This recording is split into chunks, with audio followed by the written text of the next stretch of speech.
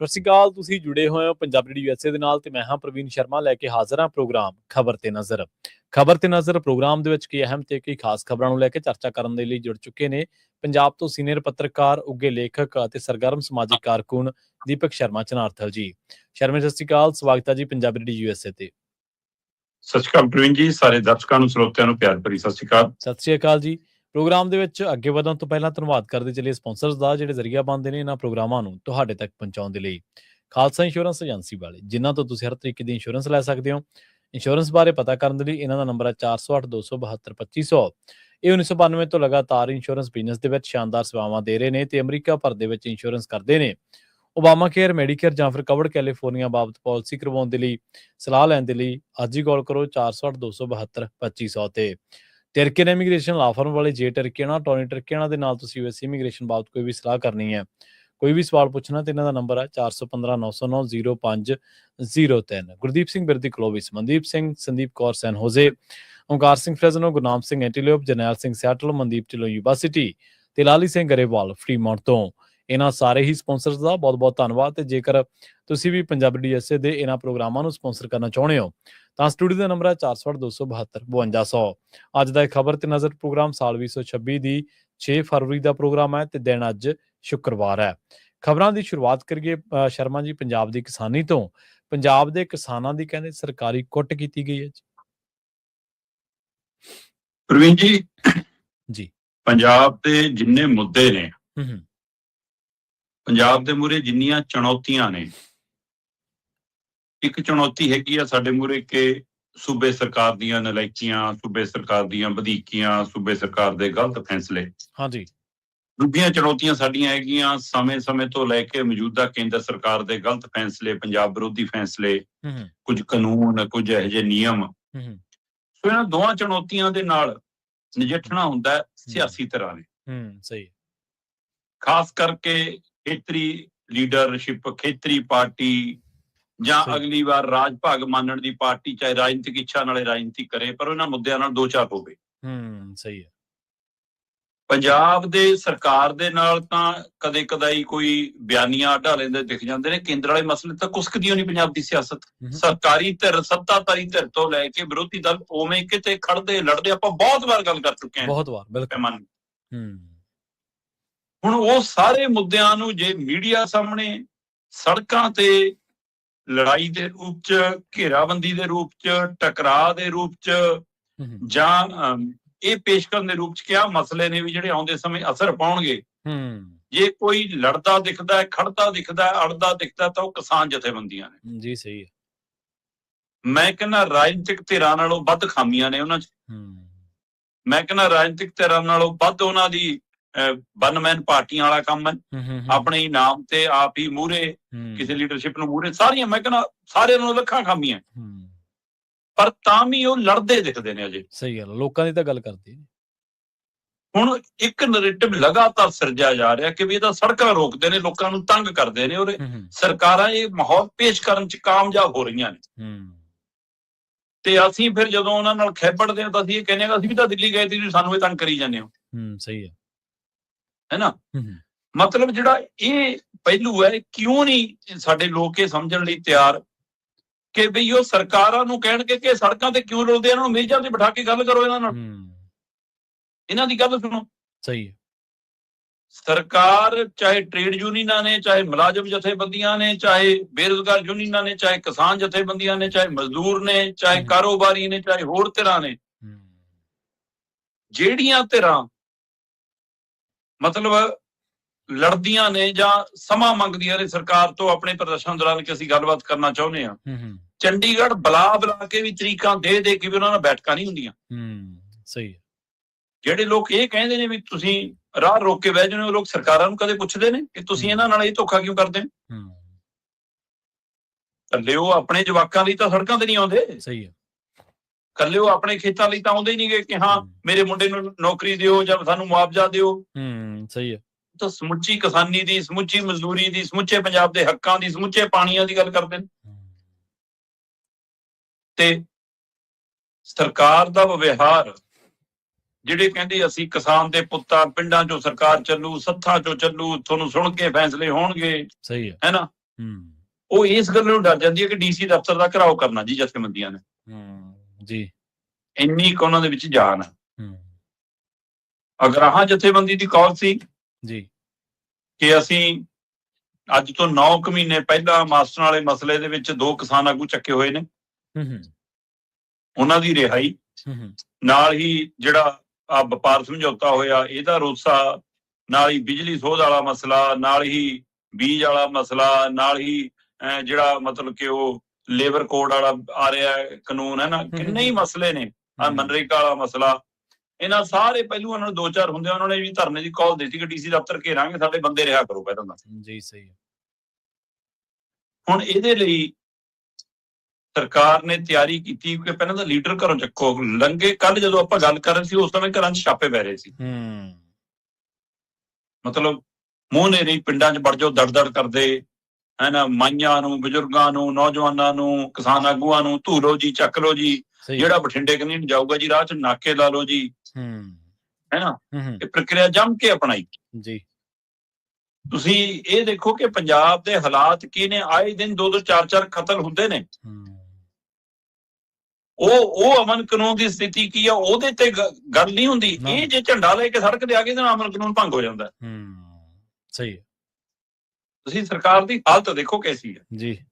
ਹੁਣ ਜੇ ਕੱਲ ਧਰਨਾ ਲੱਗ ਜਾਂਦਾ ਜੀ ਤਾਂ ਹੁੰਦਾ ਕੀ, ਡੀਸੀ ਕੰਪਲੈਕਸ 'ਚ ਟੈਂਟ ਲੱਗਦਾ, ਬੈਨਰ ਲੱਗਦੇ, 10 20 50 ਟਰੈਲੀਆਂ ਖੜ ਜਾਂਦੀਆਂ ਕਿਤੇ, ਹਾਂਜੀ, ਤੇ ਉਹ ਆ ਕੇ ਬਹਿ ਜਾਂਦੇ, ਲੜੀਦਾਰ ਚੱਲੀ ਜਾਂਦਾ। ਜੇ ਤੁਸੀਂ ਨਾ ਬੰਦੇ ਛੱਡ ਦੇ ਕਿ ਅੱਜ ਇਸ ਜ਼ਿਲ੍ਹੇ ਵਾਲੇ ਆ ਜਾਓ, ਕੱਲ ਨੂੰ ਉਹਦੇ ਵਾਲੇ ਆ ਜਾਓ, ਕੱਲ ਨੂੰ ਇੱਥੇ ਵਾਲੇ ਆ ਜਾਓ, ਚੱਲੀ ਜਾਂਦਾ ਕੰਮ। ਤੁਸੀਂ ਗੱਲ ਕੀ ਕੀਤਾ ਜੀ, ਸਾਰੇ ਪੰਜਾਬ 'ਚ ਤਸੱਲੀ ਮਚਾਤੀ, ਅਥਰੂ ਗੈਸ ਦੇ ਗੋਲੇ, ਡਾਂਗਾ, ਜਿਹੜਾ ਬਠਿੰਡੇ ਕਨੀ ਨੂੰ ਜਾਊ, ਸੰਗਰੂਰ ਤੋਂ ਤੁਰੇ ਹੈ ਨਾ, ਮਾਨਸੇ ਤੋਂ ਤੁਰੇ, ਜਿੱਧਰੋਂ ਵੀ ਤੁਰੇ ਘੇਰ ਲੋ ਜੀ। ਸਹੀ। ਇਹ ਦਹਿਸ਼ਤ ਪੰਜਾਬ 'ਚ, ਡਰ, ਸੜਕਾਂ ਤੇ ਟ੍ਰੈਫਿਕ ਜਾਮ, ਇਹ ਕਿਹਨੇ ਕੀਤਾ ਕੱਲ? ਫਿਰ ਕੌਣ ਜ਼ਿੰਮੇਵਾਰ ਇਹਦੇ ਲਈ? ਸਹੀ ਹੈ। ਦੂਸਰੇ ਪਾਸੇ ਕਿਸਾਨ ਦਰਬਾਰ ਸਾਹਿਬ ਜਾ ਰਿਹਾ, ਕਿਸਾਨ ਜਥੇਬੰਦੀਆਂ ਰਾਜੇਵਾਲ ਤੇ ਹੈ ਨਾ, ਮਤਲਬ ਦੂਸਰੀਆਂ ਸਾਰੀਆਂ ਜਥੇਬੰਦੀਆਂ ਉਹਨਾਂ ਦੇ ਨਾਲ, ਲੱਖੋਵਾਲ ਹੋਰੀ ਤੇ ਹੋਰ, ਕਿ ਵੀ ਅਸੀਂ ਪਾਣੀਆਂ ਦਾ ਮੋਰਚਾ ਲਾਉਣਾ, ਗੁਰੂ ਸਾਹਿਬ ਸਾਨੂੰ ਬਲ ਬਖਸ਼ਿਓ। ਜੇ ਸਰਕਾਰਾਂ ਸੁਣਦੀਆਂ ਹੋਣ ਤਾਂ ਉਹ ਧੰਨਵਾਦੀ ਅਰਦਾਸਾਂ ਕਰਨ ਜਾਣ। ਸਹੀ ਗੱਲ। ਤੇ ਤੁਸੀਂ ਉਹਨਾਂ ਨੂੰ ਮੋਰਚਿਆਂ ਦੇ ਲਈ ਮਜਬੂਰ ਕਰ ਰਹੇ ਹੋ। ਜੀ। ਜੇ ਅੱਜ ਵੀ ਇਸ ਗੱਲ ਦੀ ਅਰਦਾਸ ਕਰਨੀ ਪੈਂਦੀ ਹੈ ਕਿ ਵਾਹਿਗੁਰੂ ਅਸੀਂ ਹਰ ਘਰ 'ਚ ਸਾਫ਼ ਪਾਣੀ ਪਹੁੰਚਾਉਣ ਦੇ ਲਈ ਮੋਰਚਾ ਲਾਉਣਾ ਹੈ, ਸਾਨੂੰ ਬਲ ਬਖਸ਼ੀ, ਤਾਂ ਫਿਰ ਸਰਕਾਰਾਂ ਦੀ ਕਿੰਨੀ ਫੇਲੀਅਰ ਹੈ ਇਹਦਾ ਪ੍ਰਗਟਾਵਾ ਹੈ ਕਿ ਅਜੇ ਤੱਕ ਪੀਣ ਵਾਲਾ ਪਾਣੀ ਸ਼ੁੱਧ ਨਹੀਂ। ਕਿਹੜੇ ਸੂਬੇ ਦੀ ਗੱਲ ਕਰਦੇ ਆ ਜਿੱਥੇ 5 ਦਰਿਆਵਾਂ ਦੀ ਧਰਤੀ ਹੈ, ਉੱਥੇ ਮੋਰਚਾ ਲੱਗਣਾ, ਉੱਥੇ ਪਾਣੀਆਂ ਦੀ ਰਾਖੀ ਲਈ ਮੋਰਚਾ ਲੱਗਣਾ, ਖੇਤਾਂ ਨੂੰ ਪੂਰਾ ਪਾਣੀ ਮਿਲੇ ਇਹਦੇ ਲਈ ਮੋਰਚਾ ਲੱਗਣਾ, ਜਿੱਥੇ ਅਸੀਂ ਬਾਬੇ ਨਾਨਕ ਦੀ ਖੇਤੀ ਦਾ ਹਵਾਲਾ ਦਿੰਨੇ ਆ। ਹਿਸਾਬ ਲਾ ਲਓ ਫਿਰ ਸਰਕਾਰਾਂ ਨੇ ਕੀਤਾ ਕੀ ਆ। 76-72 ਸਾਲਾਂ ਵਾਲੀ ਗੱਲ ਕਰਦੇ, 4 ਸਾਲ ਤੁਹਾਡੇ ਵੀ ਵਿੱਚ ਜੋੜ ਲਓ ਹੁਣ। ਬਿਲਕੁਲ ਸਹੀ ਹੈ ਜੀ। ਸੋ ਇਸ ਲਈ ਇਹ ਚੁਣੌਤੀਆਂ ਨਾਲ 2-4 ਹੁੰਦਾ ਪੰਜਾਬ, ਸੋਚਣਾ ਪੈਣਾ ਸਾਨੂੰ ਕਿ ਕੀ ਇਕਜੁੱਟ ਹੋ ਕੇ। ਮੈਨੂੰ ਲੱਗਦਾ ਸਮੁੱਚੀਆਂ ਜਥੇਬੰਦੀਆਂ ਦੀ ਜਮਾਤਾਂ ਨੂੰ ਨਾ ਇਕੱਠੇ ਇੱਕ ਪਲੇਟਫਾਰਮ ਤੇ ਆਉਣਾ ਚਾਹੀਦਾ, ਚਾਹੇ ਉਹ ਛੋਟਾ ਦੁਕਾਨਦਾਰ ਹੈ, ਚਾਹੇ ਉਹ ਕਾਰੋਬਾਰੀ ਹੈ, ਚਾਹੇ ਪੇਂਡੂ ਖੇਤਰ ਦੇ ਵਿੱਚ ਕੋਈ ਕਿਰਤ ਕਰਨ ਵਾਲਾ ਬੰਦਾ, ਚਾਹੇ ਉਹ ਸ਼ਹਿਰੀ ਖੇਤਰ ਦੇ ਵਿੱਚ ਹੈ, ਚਾਹੇ ਕਿਸਾਨ ਜਥੇਬੰਦੀ। ਔਰ ਕਿਸਾਨ ਜਥੇਬੰਦੀਆਂ ਨੂੰ ਵੀ ਆਪਣੇ ਫੰਡ ਗਰਾਊਂਡ ਤੋਂ ਉੱਪਰ ਉੱਠ ਕੇ ਇਹਨਾਂ ਮਸਲਿਆਂ ਨਾਲ ਸੰਜੀਦਗੀ ਨਾਲ ਲੜਨਾ ਪੈਣਾ। ਮੈਨੂੰ ਲੱਗਦਾ ਇਹ ਵੱਡੀ ਲੜਾਈ ਆ, ਇਹ ਨਾ ਰਾਜਨੀਤਿਕ ਤਰ੍ਹਾਂ ਤੋਂ ਹੁਣ ਉਮੀਦ ਟੁੱਟਦੀ ਜਾ ਰਹੀ ਹੈ ਲੋਕਾਂ ਦੀ। ਜੀ ਬਿਲਕੁਲ। ਜਦੋਂ ਨਾ ਉਮੀਦੀ ਆਪ ਹੀ ਜਗਾਉਂਦੀਆਂ ਨੇ ਰਾਜਨੀਤਿਕ ਧਿਰਾਂ, ਤੇ ਫਿਰ ਉਮੀਦ ਤਾਂ ਟੁੱਟਣੀ ਹੈ ਜੀ। ਇੱਕ ਤੁਸੀਂ ਲਾਅ ਐਂਡ ਆਰਡਰ ਦਾ ਜ਼ਿਕਰ ਕੀਤਾ ਸੀ ਸ਼ਰਮਾ ਜੀ ਵਿੱਚ, ਤੇ ਪੰਜਾਬ ਦੀ ਕਹਿੰਦੇ ਹਾਲਤ ਨਿਗਰੀ ਪਈ ਆ। ਆਮ ਆਦਮੀ ਪਾਰਟੀ ਦੇ 2 ਆਗੂਆਂ ਦਾ 24 ਘੰਟਿਆਂ ਦੇ ਵਿੱਚ ਕਤਲ ਹੋ ਗਿਆ ਜੀ। ਪ੍ਰਵੀਨ ਜੀ, ਪੰਜਾਬ ਸਰਕਾਰ ਦੇ ਡੀਜੀਪੀ ਨੂੰ ਅਦਾਲਤ 'ਚ ਬਾਰ-ਬਾਰ ਅਮਨ ਕਾਨੂੰਨ ਦੀ ਸਥਿਤੀ ਲਈ ਝਾੜਾਂ ਪੈਣ, ਉਹ ਝਾੜਾਂ ਇੱਕ ਵਰਦੀਧਾਰੀ ਅਫਸਰ ਨੂੰ ਨਹੀਂ ਪੈ ਰਹੀਆਂ ਹੁੰਦੀਆਂ, ਉਸ ਨਾਮ ਦੇ ਵਿਅਕਤੀ ਨੂੰ ਨਹੀਂ ਪੈ ਰਹੀਆਂ ਹੁੰਦੀਆਂ, ਉਹ ਤੁਹਾਡੇ ਪ੍ਰਸ਼ਾਸਨ ਨੂੰ ਚਲਾਉਣ ਵਾਲਿਆਂ ਨੂੰ, ਸਰਕਾਰ ਨੂੰ, ਸਰਕਾਰ ਦੇ ਮੁਖੀ ਨੂੰ ਪੈ ਰਹੀਆਂ ਹੁੰਦੀਆਂ। ਜੀ। 3 ਕਰੋੜ ਲੋਕਾਂ ਦਾ ਨੁਮਾਇੰਦਾ ਮੈਂ, 3 ਕਰੋੜ ਲੋਕਾਂ ਦਾ ਨੁਮਾਇੰਦਾ ਭਾਂਡੇ 'ਚ ਕਿਉਂ ਵੜ ਜਾਂਦਾ ਫਿਰ ਜਦੋਂ ਇਹੋ ਜਿਹੀ ਸਥਿਤੀ ਹੁੰਦੀ ਹੈ? 3 ਕਰੋੜ ਲੋਕਾਂ ਦੇ ਨੁਮਾਇੰਦੇ ਨੂੰ ਲੋਕ ਦਿਖਦੇ ਹੀ ਨਹੀਂ। ਸਹੀ ਗੱਲ, ਬਿਲਕੁਲ। ਤੁਸੀਂ ਜਿਸ ਸਥਿਤੀ 'ਚ ਲਿਆ ਕੇ ਪੰਜਾਬ ਨੂੰ ਖੜਾ ਕੀਤਾ, ਬਿਲਕੁਲ ਜੀ, ਅਸੀਂ ਭਗਵੰਤ ਮਾਨ ਦੀ ਗੱਲ ਨੂੰ ਵੱਡੀ ਕਰ ਦਿੰਦੇ ਹਾਂ ਕਿ ਜੀ ਇਹ ਗੈਂਗਸਟਰ ਅਕਾਲੀਆਂ ਨੇ ਪੈਦਾ ਕੀਤੇ, ਕਾਂਗਰਸੀਆਂ ਨੇ ਪੈਦਾ ਕੀਤੇ। ਹਰ ਸਟੇਜ ਤੇ ਇਹੀ ਕਹਿੰਦੇ ਆ ਨਾ। ਫਿਰ ਤੁਸੀਂ ਤਾਂ ਕੰਟਰੋਲ ਕਰਨਾ ਸੀ, ਉਹ ਤੋਂ ਕੰਟਰੋਲ ਕਿਉਂ ਨਹੀਂ ਹੋਏ? ਜੀ ਤੁਸੀਂ ਤਾਂ ਰੁਜ਼ਗਾਰ ਦੇਣਾ, ਤੁਸੀਂ ਤਾਂ ਵਿਦੇਸ਼ਾਂ ਤੋਂ ਮੋੜ ਕੇ ਲਿਆ ਕੇ ਆਪਣੇ ਮੁੰਡਿਆਂ ਨੂੰ ਰੁਜ਼ਗਾਰ ਮਿਲਣੇ ਸੀ, ਫਿਰ ਇਹਨਾਂ ਨੂੰ ਮਿਲ ਜਾਂਦਾ ਇੱਥੇ ਰੁਜ਼ਗਾਰ, ਫਿਰ ਇਹ ਕਿਉਂ ਹਥਿਆਰ ਚੱਕੀ ਫਿਰਦੇ? ਸਹੀ ਸਹੀ ਸਹੀ। ਤੁਸੀਂ ਕੀ ਕੀਤਾ? ਹੁਣ ਇਹ ਜਵਾਬ ਦਿਓ 4 ਸਾਲਾਂ ਚ। ਉਹਨਾਂ ਦੇ ਜੋ ਚੰਨ ਚਾੜਨੇ ਸੀ ਚਾੜਤੇ। ਜੇ ਉਹਨਾਂ ਨੇ ਪੈਦਾ ਕੀਤੇ ਤਾਂ ਫਿਰ ਹੁਣ ਐਡੇ ਵੱਡੇ ਕਿਵੇਂ ਹੋ ਗਏ ਕਿ ਤੁਹਾਡੇ ਫੜੇ ਜਾਣ ਦੇ ਬਾਵਜੂਦ ਵੀ, ਤੁਹਾਡੇ ਮਕਾਉਣ ਦੇ ਬਾਵਜੂਦ ਵੀ, ਤੁਹਾਡੇ ਸੂਬਿਆਂ ਚੋਂ ਬਾਹਰ ਜਾਣ ਦੇ ਹੁਕਮਾਂ ਦੇ ਬਾਵਜੂਦ ਵੀ ਇਹ ਵਾਰਦਾਤਾਂ ਹੋਈ ਜਾ ਰਹੀਆਂ। ਸਹੀ ਗੱਲ। 72 ਘੰਟਿਆਂ ਦੀ ਡਰਾਈਵ ਚਲਾਈ ਹੈ ਜੀ ਗੈਂਗਸਟਰਾਂ ਦੇ ਖਿਲਾਫ। ਅਸੀਂ ਜੀ ਮਤਲਬ ਕਿ 4000 ਤੋਂ ਵੱਧ ਬੰਦਾ ਫੜ ਲਿਆ ਜੀ। ਤੇ ਜੇ 4000 ਗੈਂਗਸਟਰ ਅੰਦਰ ਹੈ ਤੇ 800-900 ਦੀਆਂ ਨੂੰ ਪਹਿਲਾਂ ਫੜੀ ਬੈਠੇ, 5000 ਬੰਦਾ ਪੰਜਾਬ ਚ ਗੈਂਗਸਟਰ ਫੜ ਲਿਆ ਤੇ ਬਾਕੀ ਡਰ ਕੇ ਵੀ ਨਹੀਂ ਜਾ ਰਹੇ ਤੁਹਾਡੇ ਕਹੇ ਤੇ। ਸਹੀ ਗੱਲ ਹੈ, ਬਿਲਕੁਲ। ਇੰਨੇ ਕਿੰਨੇ ਜਨਾਬ। ਸਵਾਲ ਤਾਂ ਇਹ ਹੈ ਕਿ ਇਹ ਕਿਹੜੀਆਂ ਖੁੰਬਾਂ ਨੇ ਜਿਹੜੀਆਂ ਇੱਕ ਵਾਰ ਤੋੜ ਲਓ ਤੇ ਜਦੇ ਪੈਦਾ ਹੋ ਜਾਂਦੀਆਂ ਨੇ ਰਾਤੋਂ ਰਾਤ। ਇਸ ਕਰਨੀ ਤੁਸੀਂ ਮੂੰਹ ਹੀ ਨਹੀਂ ਕਰਨਾ। ਕਬੂਤਰ ਦੇ ਅੱਖਾਂ ਮੀਚਣ ਨਾਲ ਭਗਵੰਤ ਮਾਨ ਜੀ ਤੁਹਾਡਾ ਹੀ ਟੋਟਕਾ ਹੈ ਕਿ ਖਤਰਾ ਥੋੜਾ ਟਲ ਜਾਂਦਾ। ਫਿਰ ਪੰਜਾਬ ਦਾ ਖਤਰਾ ਟਲ ਜੂਗਾ ਜੇ ਤੁਸੀਂ ਮੂੰਹ ਮੋੜ ਲਓਗੇ। ਜੀ ਸਹੀ ਹੈ, ਬਿਲਕੁਲ। ਸਿੱਧੂ ਮੂਸੇਵਾਲੇ ਤੋਂ ਲੈ ਕੇ, ਅੰਬੀਆਂ ਤੋਂ ਲੈ ਕੇ ਰਾਣਾ ਬਲਾਚੌਰੀਆ ਤੱਕ ਨਾਮੀ ਗ੍ਰਾਮੀ ਵਿਅਕਤੀਆਂ ਦੇ ਕਤਲ, ਦਿਨ ਦਿਹਾੜੇ, ਭੀੜ ਭੜੱਕੇ, ਮੇਲਿਆਂ, ਬਾਜ਼ਾਰਾਂ ਦੇ ਵਿੱਚ ਦੁਕਾਨਦਾਰਾਂ ਦੇ ਕਤਲ, ਕਿਸੇ ਵੱਖਰੀ ਵਿਚਾਰਧਾਰਾ ਵਾਲੇ ਲੀਡਰਾਂ ਦੇ ਕਤਲ, ਦੁਕਾਨ ਤੇ ਬੈਠੇ ਕਿਸੇ ਕੈਮਿਸਟ ਦਾ ਕਤਲ, ਬਾਜ਼ਾਰ ਦੇ ਵਿੱਚ ਖੜੇ ਦੇ ਉੱਤੇ ਦੁਕਾਨ ਤੇ ਚੜ ਕੇ ਗੋਲੀਬਾਰੀ, ਸਾਰਾ ਕੁਝ ਹੋ ਰਿਹਾ ਜੀ। ਜੀ ਸਹੀ ਹੈ। ਕਦੋਂ ਰੁਕਿਆ? ਨਾਮੀ ਤੋਂ ਲੈ ਕੇ ਆਮ ਸਧਾਰਨ ਵਿਅਕਤੀ ਤੱਕ ਦੇ ਸਹਿਮ ਹੈ। ਤੋਂ ਸਕੂਲ ਦੀਆਂ ਈਮੇਲ ਨਹੀਂ ਰੋਕ ਹੋ ਰਹੀਆਂ। ਇਹ ਕਿੱਥੋਂ ਰੋਕ? ਫਿਰ ਕਿਹੜਾ ਯੁੱਧ ਨਸ਼ਿਆਂ ਵਿਰੁੱਧ ਦੂਜਾ ਗੇੜ, ਫਿਰ ਗੈਂਗਸਟਰਾਂ ਵਾਲਾ ਦੂਜਾ ਗੇੜ। ਜਾਣਕਾਰੀ ਮਿਲ ਰਹੀ ਹੈ ਕਿ ਜਿਹੜੇ ਡਰਾਮੇ ਕੀਤੇ ਲੋਕਾਂ ਨੂੰ ਸੋਸ਼ਲ ਮੀਡੀਆ ਤੇ ਦਿਖਾਏ ਕਿ ਲਓ ਜੀ ਡਰੱਗ ਵਾਲੇ, ਨਸ਼ੇ ਵਾਲੇ ਅਸੀਂ ਘਰ ਢਾਤੇ, ਹੁਣ ਇਹਨਾਂ ਦੀਆਂ ਪਾਰਟੀਆਂ ਦੇ ਲੀਡਰ ਕਹਿੰਦੇ ਉਹਨਾਂ ਦੇ ਘਰ ਬਣਾਉਂਦੇ ਵੀ ਫਿਰਦੇ ਨੇ। ਸਹੀ ਹੈ। ਇਹ ਵੀ ਸਥਿਤੀ ਪੰਜਾਬ ਦੀ। ਸੋ ਹਾਥੀ ਦੇ ਦੰਦ ਖਾਣ ਦੇ ਹੋਰ ਤੇ ਦਿਖਾਉਣ ਦੇ ਹੋਰ ਨੇ ਜਨਾਬ। ਜੀ ਸਹੀ ਹੈ, ਬਿਲਕੁਲ। ਹੁਣ ਜੇ ਆਪਾਂ ਤਾਜ਼ੀ ਸਥਿਤੀ ਦੀ ਗੱਲ ਕਰੀਏ, ਇੱਕ ਦਿਨ ਪਹਿਲਾਂ ਪੰਜਾਬ ਦਾ ਡੀਜੀਪੀ ਇਸੇ ਅਮਨ ਕਾਨੂੰਨ ਦੇ ਮਾਮਲੇ 'ਚ ਅਦਾਲਤ 'ਚ ਖੜ ਕੇ ਝਾੜਾਂ ਖਾ ਰਿਹਾ ਹੁੰਦਾ। ਉਸੇ ਸਮੇਂ ਤਰਨਤਾਰਨ ਦੇ ਵਿੱਚ ਆਮ ਆਦਮੀ ਪਾਰਟੀ ਨਾਲ ਸੰਬੰਧਿਤ ਇੱਕ ਸਰਪੰਚ ਦਾ ਪਿੰਡ ਦੀਆਂ ਬਰੂਹਾਂ ਤੇ ਕਤਲ ਹੁੰਦਾ। ਕਾਰਨ ਕੀ ਹੈ ਜੀ? ਕਹਿੰਦੇ ਰਾਜਨੀਤਿਕ ਰੰਜਿਸ਼ ਹੈ ਜੀ। ਮਰਨ ਵਾਲਾ ਕੌਣ ਹੈ ਜੀ? ਕਹਿੰਦੇ ਆਮ ਆਦਮੀ ਪਾਰਟੀ ਦਾ ਸਰਪੰਚ ਹੈ। ਮਾਰਨ ਵਾਲਾ ਕੌਣ ਹੈ ਜੀ? ਆਮ ਆਦਮੀ ਪਾਰਟੀ ਦੀ ਟਿਕਟ ਦਾ ਦਾਅਵੇਦਾਰ ਸੀ ਸਰਪੰਚੀ ਦਾ ਜੀ। ਉਹ ਅੱਛਾ। ਪਹਿਲਾਂ ਜੀ ਕਾਂਗਰਸ ਤੋਂ ਸਰਪੰਚ ਸੀ ਜੀ, ਫਿਰ ਜੀ ਉਹ ਟਿਕਟ ਦੇ ਲਾਲਚ ਇੱਧਰ ਆ ਗਿਆ ਜੀ, ਉਹਨੂੰ ਟਿਕਟ ਨਹੀਂ ਮਿਲੀ ਜੀ। ਇਹ ਪੁਲਿਸ ਦੀ ਸਾਰੀ ਰਿਪੋਰਟ ਹੈ। ਅੱਛਾ। ਤੇ ਜੀ ਕਹਿੰਦੇ ਜੀ ਫਿਰ ਜਿਹੜਾ ਬੰਦਾ ਆਮ ਆਦਮੀ ਪਾਰਟੀ 'ਚ ਪਹਿਲਾਂ ਤੋਂ ਸੀ ਜੀ, ਉਹ ਸਾਬਕਾ ਫੌਜੀ ਸੀ ਜੀ, ਟਿਕਟ ਉਹਨੂੰ ਮਿਲ ਗਈ, ਉਹ ਸਰਪੰਚ ਬਣ ਗਿਆ ਜੀ। ਦੂਏ ਰੰਜਿਸ਼ ਰੱਖੀ, ਇਸ ਲਈ ਜਿਹਨਾਂ ਨੇ ਘੇਰ ਕੇ ਤੇਜ਼ਧਾਰ ਹਥਿਆਰਾਂ ਨਾਲ ਉਹਦਾ ਕਤਲ ਕਰਤਾ। ਮਤਲਬ ਜਿਹੜਾ ਬੰਦਾ ਸਰਪੰਚ ਰਿਹਾ ਪਹਿਲਾਂ, ਦੁਬਾਰਾ ਸਰਪੰਚ ਬਣਨਾ ਚਾਹੁੰਦਾ, ਇੱਕ ਮੌਜੂਦਾ ਸਰਪੰਚ ਹੈ, ਜੇ ਉਹਨਾਂ 'ਚ ਜਿਹੜੇ ਲੋਕਾਂ ਦੇ ਨੁਮਾਇੰਦੇ ਨੇ ਉਹਨਾਂ 'ਚ ਐਸੀ ਰੰਜਿਸ਼ ਹੈ, ਫਿਰ ਇਹ ਸਰਕਾਰੀ ਰੰਜਿਸ਼ ਹੈ, ਸਰਕਾਰ ਦੀ ਪਾਈ ਰੰਜਿਸ਼ ਹੈ, ਇਹ ਸਿਆਸਤ ਦੀ ਭੁੱਖ ਦੀ ਰੰਜਿਸ਼ ਹੈ ਨਾ। ਇਹ ਅੱਖਰੋਂ ਕੋਰੇ ਬੰਦੇ ਥੋੜਾ ਨੇ ਫਿਰ ਜਿਹੜੇ ਸਰਪੰਚ ਬਣੇ ਫਿਰਦੇ ਨੇ। ਸਹੀ ਗੱਲ ਹੈ, ਬਿਲਕੁਲ। ਤੇ ਜੇ ਉਹਨਾਂ ਦੀ ਇਹ ਹਾਲਤ ਹੈ ਤੇ ਤੁਹਾਡੀ ਪਾਰਟੀ ਨਾਲ ਸੰਬੰਧਿਤ ਇਹ ਤੋਂ ਪਹਿਲਾਂ ਭਰੇ ਵਿਆਹ 'ਚ ਤੁਹਾਡੀ ਪਾਰਟੀ ਦੇ ਐਮਐਲਏ ਬੈਠਣ, ਤੁਹਾਡੇ ਲੀਡਰ ਦੇ ਸਿਰ 'ਚ ਗੋਲੀਆਂ ਮਾਰ ਕੇ ਡਰ ਪੈ ਕਿੱਥੇ ਆ ਫਿਰ ਤੁਹਾਡਾ? ਸਹੀ ਹੈ। ਤੇ ਇਸੇ ਦਰਮਿਆਨ ਕੱਲ ਜੋ ਘਟਨਾ ਵਾਪਰੀ ਜਲੰਧਰ ਦੇ ਵਿੱਚ, ਇਸੇ ਸਮੇਂ ਲਗਭਗ ਗੁਰੂ ਘਰ ਤੋਂ ਮੱਥਾ ਟੇਕ ਕੇ ਬਾਹਰ ਆਉਂਦੇ ਤੇ ਗੋਲੀਆਂ, ਇੱਕ ਨਹੀਂ ਦੋ ਨਹੀਂ, ਤਾਬੜਤੋੜ 6 ਗੋਲੀਆਂ ਦਾਗੀਆਂ, 5 ਉਹਦੀ ਛਾਤੀ 'ਚ, ਇੱਕ ਉਹਦੇ ਸਿਰ 'ਚ। ਮਤਲਬ ਸਕੂਲ ਭੇਜਦੇ ਜਵਾਕ ਨੂੰ ਵੀ ਸਾਨੂੰ ਡਰ ਲੱਗੇ, ਥਾਣੇ ਕਚਹਿਰੀ ਜਿਸ ਤਰ੍ਹਾਂ ਦੀਆਂ ਧਮਕੀਆਂ ਆ ਰਹੀਆਂ ਉੱਥੇ ਜਾਂਦਿਆਂ ਨੂੰ ਵੀ ਬਜ਼ੁਰਗਾਂ ਨੂੰ ਡਰ ਲੱਗੇ, ਸਾਡੇ ਘਰ ਦੇ ਜੀਆਂ ਨੂੰ ਗੁਰੂ ਘਰ ਮੰਦਿਰ ਜਾਂਦਿਆਂ ਵੀ ਡਰ ਲੱਗੇ। ਇਹੀ ਮਾਹੌਲ ਦੇਣ ਲਈ ਬੁਲਾਇਆ ਸੀ ਤੁਹਾਨੂੰ, ਇਹੀ ਰੰਗਲਾ ਪੰਜਾਬ ਹੈ। ਸਹੀ, ਠੀਕ ਹੈ। ਮੈਂ ਤਾਂ ਹੀ ਕਹਿਣਾ ਵਿਰੋਧੀ ਧਿਰ ਦੇ ਲੀਡਰਾਂ ਦਾ ਨਹੀਂ ਸਵਾਲ ਪੁੱਛਣੇ, ਉਹ ਤਾਂ ਮੁੱਖ ਮੰਤਰੀ ਬਣਨ ਦੇ ਜੋੜ ਤੋੜਾਂ 'ਚ ਲੱਗੇ ਨੇ। ਸੁਖਬੀਰ ਬਾਦਲ ਤਾਂ ਆਪਣੀ ਸਥਾਪਨਾ 'ਚ ਜੁਟਿਆ ਜੇ, ਗਿਆਨੀ ਹਰਪ੍ਰੀਤ ਸਿੰਘ ਤਾਂ ਅੱਜ ਆਪਣੀ ਪਾਰਟੀ ਬਚਾਉਣ 'ਚ ਜੁਟੇ ਨੇ। ਅੰਮ੍ਰਿਤਪਾਲ ਵਾਲੀ ਧਿਰ ਤਾਂ ਆਪਣੇ ਕੇਸਾਂ ਤੱਕ ਜਾਂ ਆਪਣੇ ਬੰਦਿਆਂ ਨੂੰ ਜੋੜਨ ਤੱਕ, ਕਿਹਨੂੰ ਰਲਾਉਣ ਉਹਦੇ ਤੱਕ ਜੁਟੇ ਨੇ। ਪੰਜਾਬ ਦੇ ਮੁੱਦਿਆਂ ਤੇ ਕੌਣ ਖੜਾ? ਸਹੀ ਹੈ। ਤੇ ਫਿਰ ਜਿਹੜੇ ਖੜਦੇ ਨੇ ਉਹਨਾਂ ਦੇ ਉੱਤੇ ਸਰਕਾਰੀ ਡਾਂਗ ਭਰਾ ਦਿਓ, ਉਹਨਾਂ ਤੇ ਅਥਰੂ ਗੈਸ ਦੇ ਗੋਲੇ ਛੱਡ ਦਿਓ, ਇਹ ਸਵਾਲ ਕਰ ਲਓ ਤੁਸੀਂ, ਫਿਰ ਜੀ ਪੱਤਰਕਾਰਾਂ ਦੇ ਕੇਸ ਪਾ ਦਿਓ, ਬਸ ਇਹੀ ਕੰਮ ਆ। ਸੋ ਪੰਜਾਬ ਦੀ ਹਾਲਤ ਵੱਧ ਤੋਂ ਬੱਤਰ ਹੁੰਦੀ ਜਾ ਰਹੀ ਹੈ। ਇਹਨਾਂ ਕੋਲ ਕੋਈ ਯੋਜਨਾ ਕੋਈ ਮੰਥਨ ਨਹੀਂ। ਮੈਂ ਕਹਿੰਦਾ ਤੁਸੀਂ ਬਹੁਤ ਆਪਣੇ ਆਪ ਨੂੰ ਪੇਸ਼ ਕਰ ਦਿੰਦੇ ਹੋ, ਆ ਜੀ ਆਹ ਘਟਨਾ ਵਾਪਰੀ, ਲਓ ਜੀ ਹਮਲਾਵਰ ਫੜ ਲਿਆ, ਲਓ ਜੀ ਮਾਸਟਰਮਾਈਂਡ ਫੜ ਲਿਆ, ਲਓ ਜੀ ਉਹਦੇ ਗਿੱਟਿਆਂ 'ਚ ਗੋਲੀਆਂ ਮਾਰਤੀਆਂ, ਉਹ ਇੱਕ ਕੁੜੀ ਦਾ ਪਰਸ ਖੋਹਣਾ, ਲਓ ਜੀ ਲੱਤਾਂ ਤੋੜਤੀਆਂ, ਕਹਿੰਦੇ ਲੋਕ ਕਹਿੰਦੇ ਪਲਾਸਟਰ ਪਜਾਮੇ ਦੇ ਉੱਤੇ ਹੀ ਲਾਇਆ ਵਾ।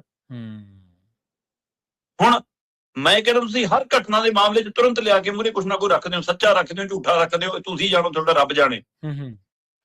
ਪਰ ਲਗਾਤਾਰ ਹੋ ਰਹੀਆਂ ਘਟਨਾਵਾਂ ਦੇ ਨਾਲ ਨਜਿੱਠਣ ਦੇ ਲਈ, ਇਹ ਸਾਰੇ ਮਸਲਿਆਂ 'ਚੋਂ ਪੰਜਾਬ ਨੂੰ ਬਾਹਰ ਕੱਢਣ ਦੇ ਲਈ ਕੋਈ ਅਫਸਰਾਂ ਨਾਲ, ਕੋਈ ਅਧਿਕਾਰੀਆਂ ਨਾਲ, ਕੋਈ ਸਰਕਾਰ ਦੀ ਕੈਬਨਿਟ, ਕਦੇ ਇਸ ਮੁੱਦੇ ਤੇ, ਕਦੇ ਵਿਰੋਧੀ ਦਲਾਂ ਨਾਲ ਸਾਂਝੀ ਬੈਠਕ, ਕਦੇ ਪੰਜਾਬ ਦੇ ਬੁੱਧੀਜੀਵੀ ਫਿਕਰ ਕਰਨ ਵਾਲੀਆਂ ਧਿਰਾਂ ਦੇ ਨਾਲ ਕੋਈ ਬੈਠਕ, ਇਹਦੇ ਵਿੱਚੋਂ ਨਿਕਲਣ ਦਾ ਰਾਹ ਕੱਢਣ ਲਈ ਕੋਈ ਪੁਰਾਣੇ ਬਜ਼ੁਰਗਾਂ ਦੇ ਨਾਲ ਸਾਂਝ ਪਾ ਕੇ ਉਹਨਾਂ ਸੂਬਿਆਂ ਦੇ ਹਵਾਲੇ ਸਮਝਣ ਦੀ ਕੋਸ਼ਿਸ਼। ਮਸਲਾ ਮੁੱਖ ਧਾਰਾ 'ਚ ਲਿਆਉਣ ਦਾ ਪੰਜਾਬ ਦੀ ਜਵਾਨੀ ਨੂੰ, ਜੇ ਪੰਜਾਬ ਦੇ ਹੀ ਨੇ ਜੀ, ਮਸਲਾ ਗਿੱਟੇ ਗੋਡਿਆਂ 'ਚ ਗੋਲੀ ਮਾਰਨ ਦਾ ਨਹੀਂਗਾ। ਬਿਲਕੁਲ ਬਿਲਕੁਲ ਜੀ। ਸੋ ਇਸ ਲਈ ਪੰਜਾਬ ਕਿਵੇਂ ਅਮਨ ਕਾਨੂੰਨ ਦੀ ਸਥਿਤੀ ਜਾਵੇ, ਉਹਦੇ ਉੱਤੇ ਨਜ਼ਰ ਰੱਖਣ ਦੀ ਲੋੜ ਹੈ। ਜਾਂ ਇਹ ਜਾਂਚ ਸਾਹਮਣੇ ਲਿਆਓ ਕਿ ਕਿਤੇ ਇਹਦੇ ਪਿੱਛੇ ਕੋਈ ਉਹ ਸ਼ਕਤੀ ਤਾਂ ਨਹੀਂ ਕੰਮ ਕਰੀ ਜਿਹੜੀ ਪੰਜਾਬ 'ਚ ਹਰ ਇਹਦੇ ਵੜਨਾ ਚਾਹੁੰਦੀ ਹੈ, ਤੇ ਤੁਸੀਂ ਇੰਨੇ ਲਾਚਾਰੋਂ ਬੋਲ ਵੀ ਨਹੀਂ ਪਾ ਰਹੇ। ਇਹ ਕਿਵੇਂ ਹੋ ਸਕਦਾ ਅੱਜ ਦੀ ਤਰੀਕ ਦੇ ਵਿੱਚ ਈਮੇਲ ਵੀ ਨਾ ਫੜੀ ਜਾਵੇ ਤੋਂ? ਜੀ ਜੀ, ਸਹੀ। ਤੇ ਇਸ ਲਈ ਇਹਦੇ ਪਿੱਛੇ ਰਾਜਨੀਤੀ ਦਾ ਨਹੀਂ ਕੰਮ ਕਰ ਰਹੀ ਕਿ ਵੱਡੋ ਟੁੱਕੋ, ਲੜਾਓ, ਪੜਾਓ ਤੇ ਫਿਰ ਰਾਜ ਕਰੋ। ਬਹੁਤ ਕੁਛ ਅੰਕੇ ਸੋਬੇ ਖੜੇ ਆ, ਪਰ ਪੰਜਾਬ ਦੀ ਹਾਲਤ ਬੱਤਰ ਹੋਈ ਪਈ ਹੈ। ਜੀ ਜੀ। ਤੇ ਅਗਲੀ ਗੱਲ ਕਰੀਏ ਵਪਾਰ ਸਮਝੌਤੇ ਦੀ, ਪ੍ਰਧਾਨ ਮੰਤਰੀ ਦੀ ਤੇ ਪੰਜਾਬ ਦੀ ਜੀ। ਪ੍ਰਵੀਨ ਜੀ, ਬਜਟ ਸੈਸ਼ਨ ਚੱਲ ਰਿਹਾ ਸਾਡਾ। ਹਾਂਜੀ। ਇਸ ਚੱਲਦੇ ਸੈਸ਼ਨ ਦੇ ਦਰਮਿਆਨ ਡੀਲ ਦੀ ਖਬਰ ਆਉਂਦੀ ਹੈ। ਸਾਰੇ ਮੁਲਕ ਦਾ ਧਿਆਨ ਉਹਦੇ ਤੇ ਕੇਂਦਰਿਤ ਹੁੰਦਾ ਹੈ। ਤੇ ਇਸ ਤੋਂ ਵਧੀਆ ਮੌਕਾ ਕੀ ਸੀ ਜੀ, ਸੰਸਦ 'ਚ ਇਹਦੇ ਤੇ ਚਰਚਾ ਕਰ ਲੈਂਦੇ ਫਿਰ। ਸਹੀ ਹੈ। ਮਾਰਚ 'ਚ ਸਹੀ ਪੈ ਜੂਗੀ ਜੀ, ਮਾਰਚ 'ਚ ਸਿਰੇ ਚੜ ਗਿਆ ਜੀ, ਇਹ ਤਾਂ ਹਿੱਤਕਾਰੀ ਹੈ ਜੀ। ਪਿਊਸ਼ ਗੋਇਲ ਦੇ ਕਹਿਣ ਨਾਲ, ਮੋਦੀ ਦੇ ਕਹਿਣ ਨਾਲ ਦੇਸ਼ ਯਕੀਨ ਕਰ ਲਵੇ। ਤੁਸੀਂ ਤਾਂ 3 ਖੇਤੀ ਕਾਨੂੰਨਾਂ ਵੀ ਦੇਸ਼ ਦੇ ਹਿੱਤ 'ਚ ਦੱਸਦੇ ਸੀ, ਕਿਵੇਂ ਯਕੀਨ ਕਰੀਏ ਜੀ। ਹੁਣ ਪ੍ਰਧਾਨ ਮੰਤਰੀ ਜੀ ਚੱਲਦੇ ਸੈਸ਼ਨ ਦੇ ਵਿੱਚ ਵਿਦੇਸ਼ ਨੂੰ ਤੁਰ ਪਏ। ਹੁਣ ਕੀ ਜ਼ਰੂਰੀ ਹੈ ਜੀ? ਉਹ ਦੂਆ ਕਿਹੜਾ, ਉਹ ਵਿਰੋਧੀ ਧਿਰ ਦਾ ਲੀਡਰ, ਉਹ ਨਾਨਕਿਆਂ ਨੂੰ ਜਾਵੇ ਜੀ, ਨਾਨਕਿਆਂ ਦੇ ਪਿੰਡ ਨੂੰ ਫਿਰ ਹੋਰ ਰੌਲਾ ਪਾਉਂਦੇ ਨੇ। ਹੁਣ ਬਜਟ ਜ਼ਰੂਰੀ ਸੀ, ਸੈਸ਼ਨ ਜ਼ਰੂਰੀ ਸੀ ਕਿ ਸੈਰ ਜ਼ਰੂਰੀ ਸੀ? ਏਦਾਂ ਬਣਦਾ ਕਿਵੇਂ ਹੈ ਸ਼ਡਿਊਲ ਜੀ? ਸਦਨ ਦਾ ਮਤਲਬ ਸਰਕਾਰ ਦਾ ਮੁਖੀ ਹੈ ਨਰਿੰਦਰ ਮੋਦੀ ਹੋਰੀ ਬਤੌਰ ਪ੍ਰਧਾਨ ਮੰਤਰੀ, ਇਸ ਤਰੀਕੇ ਨਾਲ ਛੱਡ ਕੇ ਚਲੇ ਜਾਣ। ਦੂਸਰੇ ਪਾਸੇ ਸਪੀਕਰ ਸਾਹਿਬ ਬਹੁਤ ਬਚਾਅ 'ਚ ਲੱਗੇ ਰਹੇ ਕਿ ਜੀ ਜਿਹੜਾ ਉਹ ਧੰਨਵਾਦੀ ਮਤਾ ਸੀ ਜੀ, ਨਹੀਂ ਜੀ, ਉਹ ਤਾਂ ਮੋਦੀ ਜੀ ਦੀ ਜਾਨ ਨੂੰ ਖਤਰਾ ਸੀ। ਅੱਛਾ। ਉਹ ਕਹਿੰਦੇ ਜੀ ਮੈਨੂੰ ਪਹਿਲਾਂ ਹੀ ਸੂਚਨਾ ਮਿਲ ਗਈ ਸੀ ਕਿ ਮੋਦੀ ਦੀ ਕੁਰਸੀ ਤੱਕ ਪਹੁੰਚ ਸਕਦੇ ਆ ਜੀ, ਮੈਂ ਹੀ ਰੋਕਤਾ ਸੀ ਸਦਨ 'ਚ ਆਉਣ ਤੋਂ। ਪਹਿਲੀ ਗੱਲ ਤਾਂ ਇਹ ਹੈ ਕਿ ਉਹ ਵਿਰੋਧੀ ਧਿਰ ਦੇ ਲੀਡਰ ਕਹਿੰਦੇ ਵੀ ਸਿਰਫ ਬੀਬੀਆਂ ਗਈਆਂ ਸੀ ਉੱਥੇ ਤੱਕ, ਕਿ ਜੇ ਇੰਨਾ ਹੀ ਖਤਰਾ। ਦੂਜੀ ਗੱਲ, ਮੈਂ ਕਹਿੰਦਾ ਬੀਬੀਆਂ ਤੇ ਬੰਦਿਆਂ ਦਾ ਵੀ ਮਸਲਾ ਨਹੀਂ ਜੀ ਜੀ, ਮਸਲਾ ਇਹ ਹੈ ਕਿ ਸੰਸਦ 'ਚ ਬੈਠਾ ਕੌਣ ਹੈ? ਸੰਸਦ ਮੈਂਬਰ। ਜੇ ਸੰਸਦ ਮੈਂਬਰਾਂ ਤੋਂ ਹੀ ਇੱਕ ਦੇਸ਼ ਦੇ ਮੁਖੀ ਨੂੰ, ਪ੍ਰਧਾਨ ਮੰਤਰੀ ਨੂੰ ਖਤਰਾ ਹੈ, ਸੰਸਦ ਦੇ ਅੰਦਰ ਵੀ ਖਤਰਾ ਹੈ। ਸਹੀ ਗੱਲ। ਫਿਰ ਜਨਾਬ ਸਾਡੇ ਵਾਲੇ ਦਾ ਫੋਨ ਤਾਂ ਹੈਗਾ ਹੀ ਆ, ਤੁਹਾਡੇ ਕੋਲ, ਪੁੱਛ ਲਓ ਉਹਨੂੰ ਮੁਰਗੀ ਖਾਨੇ ਕਿਵੇਂ ਖੁੱਲਦੇ। ਉਹਨੂੰ ਮੁਰਗੀ ਮਤਲਬ ਕਹਿਣਾ ਕੀ ਚਾਹੁੰਦੇ ਆ ਸਪੀਕਰ ਸਾਹਿਬ? ਜੇ ਤੁਹਾਡੇ ਕੋਲ ਇਹ ਇਨਪੁਟ ਸੀ, ਇਹ ਜਾਣਕਾਰੀ ਸੀ ਕਿ ਅੱਜ ਸੰਸਦ ਮੈਂਬਰ ਕੁਝ ਵਿਰੋਧੀ ਧਿਰ ਦੇ ਪ੍ਰਧਾਨ ਮੰਤਰੀ ਤੇ ਹਮਲਾ ਕਰ ਸਕਦੇ ਆ, ਉਹਨਾਂ ਦੀ ਜਾਨ ਨੂੰ ਖਤਰਾ ਹੋ ਸਕਦਾ ਹੈ, ਫਿਰ ਤੁਹਾਡੇ ਕੋਲ ਇਹ ਵੀ ਤਾਂ ਇਨਪੁਟ ਹੋਣੀ ਕਿ ਕੌਣ ਨੇ। ਸਹੀ ਹੈ, ਬਿਲਕੁਲ। ਉਹ ਡਿਬੜੂਗੜ੍ਹ ਵਾਲਾ ਕਹੀ ਜਾਂਦਾ ਮੈਨੂੰ ਸੰਸਦ 'ਚ ਆਉਣ ਦੇ, ਮੈਂ ਕਹਿੰਦਾ ਇਹਨਾਂ ਸਾਰਿਆਂ ਨੂੰ ਡਿਬੜੂਗੜ੍ਹ ਭੇਜ ਦਿਓ ਫਿਰ ਤਾਂ। ਜੇ ਇੰਨੇ ਹੀ ਖਤਰਨਾਕ ਨੇ ਸੰਸਦ 'ਚ ਬੈਠੇ ਬੰਦੇ, ਫਿਰ ਡਿਬੜੂਗੜ੍ਹ ਭੇਜੋ। ਮਤਲਬ ਕਹਿਣਾ ਕੀ ਚਾਹੁੰਦੀ ਹੈ ਸਰਕਾਰ? ਤੁਸੀਂ ਹਾਲ ਦੇਖੋ ਕੈਸਾ। ਚੰਗਾ ਹੁੰਦਾ ਤੁਸੀਂ ਇਸ ਮੌਕੇ, ਸੰਸਦ ਤੋਂ ਵਧੀਆ ਮੌਕਾ ਕੀ ਸੀ, ਤੁਸੀਂ ਇਹ ਸਮਝੌਤਿਆਂ ਤੇ ਚਰਚਾ ਕਰਦੇ ਕਿ ਲੰਬੇ ਸਮੇਂ ਤੋਂ ਲਟਕ ਰਹੇ ਨੇ, ਅਸੀਂ ਕਰਨ ਜਾ ਰਹੇ ਹਾਂ, ਕੀ ਫਾਇਦਾ, ਕੀ ਨਫਾ, ਕੀ ਨੁਕਸਾਨ। ਜੀ ਸਹੀ ਹੈ। ਹੁਣ ਕਹਿਣ ਵਾਲੀਆਂ ਧਿਰਾਂ ਤਾਂ ਗੱਲ ਕਰਨਗੀਆਂ ਜਨਾਬ, ਉਹ ਕਹਿੰਦੇ ਕੁਛ ਨਹੀਂ ਜੀ, ਇਹ ਸਮਝੌਤਾ ਤਾਂ ਕਾਰਨ ਇਹੀ ਹੈ ਜੀ ਕਿ ਸਰਕਾਰ ਵਿਰੋਧੀ ਧਿਰ ਦੇ ਘੇਰੇ 'ਚ ਘਿਰ ਰਹੀ ਸੀ ਜੀ, ਉਹ ਨਿਰਵਾਣਾ ਕਿਤਾਬ ਵਾਲਾ ਮਸਲਾ ਐਡਾ ਵੱਡਾ ਬਣ ਗਿਆ ਸੀ, ਉਹ ਤੋਂ ਧਿਆਨ ਹਟਾਉਣ ਲਈ ਜੀ ਇਹਨਾਂ ਨੇ ਵਪਾਰ ਸਮਝੌਤਾ ਕਰ ਲਿਆ। ਵਪਾਰ ਸਮਝੌਤੇ ਤੇ ਚਰਚਾ ਨਾ ਹੋ ਜਾਵੇ, ਉਹ ਤੋਂ ਧਿਆਨ ਹਟਾਉਣ ਲਈ ਬਿੱਟੂ ਵਾਲਾ ਮੁੱਦਾ ਬੜਾ ਕਰ ਲਿਆ। ਲੋਕ ਤਾਂ ਇਹ ਵੀ ਕਹਿੰਦੇ ਨੇ, ਪਰ ਕਹਿਣ ਵਾਲੇ ਤਾਂ ਇਹ ਕਹਿੰਦੇ ਨੇ ਕਿ ਅਸਲ 'ਚ ਸਮਝੌਤੇ ਦਾ ਕਾਰਨ ਅਡਾਨੀ ਹੈ ਜੀ, ਅਡਾਨੀ ਨੂੰ ਬਚਾਉਣ ਲਈ ਹੋਇਆ। ਕਹਿਣ ਵਾਲੇ ਤਾਂ ਇਹ ਵੀ ਕਹਿੰਦੇ ਨੇ ਜੀ ਉਹ ਕਿਹੜੀ ਹੈ ਐਫਸੀਆਂ ਦੀਆਂ ਫਾਈਲਾਂ ਦੇ ਵਿੱਚ ਨਾ ਆ ਗਿਆ ਜੀ, ਕਹਿੰਦੇ ਨਰਿੰਦਰ ਮੋਦੀ ਦਾ ਉਹਦੇ ਲਈ ਹੈ। ਕਰ ਲਓ, ਐਫਸੀ ਦੀਆਂ ਫਾਈਲਾਂ ਦੇ ਹਵਾਲੇ ਨਾਲ ਚਰਚਾ ਕਰ ਲਓ ਭਾਈ, ਜੀ ਸਹੀ ਹੈ। ਦੇ ਲਓ ਸਪਾਈ ਹੁਣ ਤੁਸੀਂ। ਇਹਦੇ ਨਾਲ ਮਤਲਬ ਕਿ ਦੇਸ਼ ਦਾ, ਗੁਰੂਆਂ ਪੀਰਾਂ ਦੀ ਧਰਤੀ ਦਾ, ਵਿਸ਼ਵ ਗੁਰੂ ਦਾ ਅਪਮਾਨ ਨਹੀਂ ਹੁੰਦਾ। ਸਹੀ ਹੈ।